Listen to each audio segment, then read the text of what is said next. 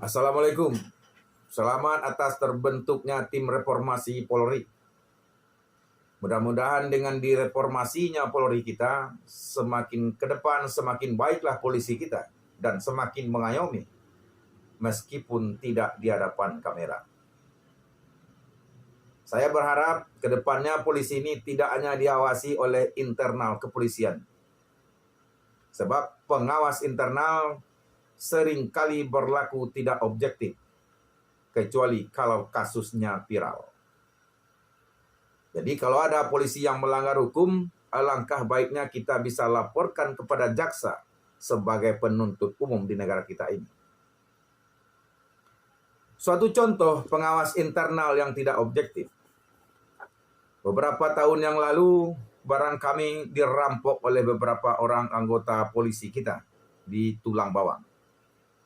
Setelah barang kami dirampas, dilakukan pemeriksaan paksa. Hampir seminggu lamanya tawar-menawar harga.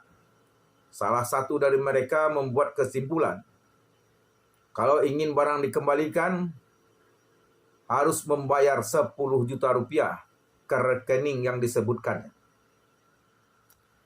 Dua di antara polisi itu, yang satu bernama Dwi, dan yang satu lagi bernama Andi, Kanit Tipiter Polres Tulang Bawang pada saat itu. Kasus perampasan, pemerasan, dan pemeriksaan paksa itu sudah saya laporkan kepada Propam Polres Tulang Bawang, namun tidak ditindaklanjuti sebagaimana mestinya. Padahal saya sudah berikan tanda transfer. Saya berikan bukti video menyuruh mentransfer. Saya berikan juga rekaman audio tawar-menawar harga. Tidak dibuatkan tanda laporan. Tidak pula kami diperiksa sebagai korban dan saksi. Akhirnya lapor sana, lapor sini.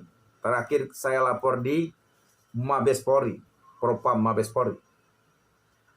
Di Propam Mabes Polri, SP2HP diberitahukan kepada saya dihentikan penyidikannya karena tidak ditemukan cukup bukti melakukan pelanggaran disiplin anggota Polri.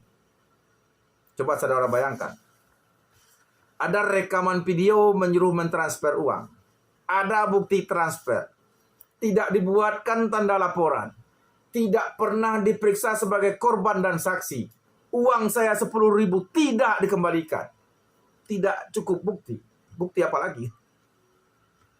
Dihentikan penyidikannya, ditandatangani oleh Agus Sudaryatno, SIK MH, Komisaris Besar Polisi NRP 74090803, atas nama Kepala Biro Propas di Propam Polri Kabagakum. Ini satu contoh bahwa sampai ke tingkat Mabes Polri pun pengawasnya tidak objektif, tidak profesional. Saya pastikan tidak profesional. Kalau yang saya bicarakan ada yang tidak sesuai, tuntut saya, biar kita buktikan nanti di pengadilan umum. Jangan maafkan, tuntut saja. Nah, jadi padahal seharusnya kalau polisi melanggar hukum, harusnya hukumannya lebih berat daripada masyarakat yang tidak melanggar, yang tidak tahu hukum. Tetapi faktanya terbalik. Kejadian seperti ini seringkali saya alami. Pernah terjadi di Krimsus Polda Lampung, dilakukan oleh Ali Muhaidori dan kawan-kawan.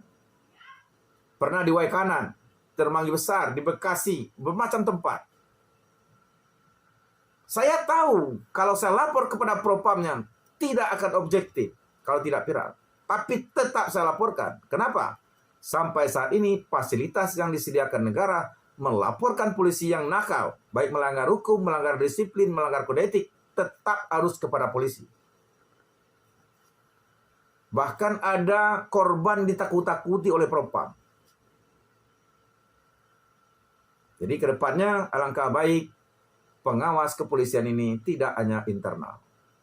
Sekian dari saya, salam pokok bambu. Assalamualaikum.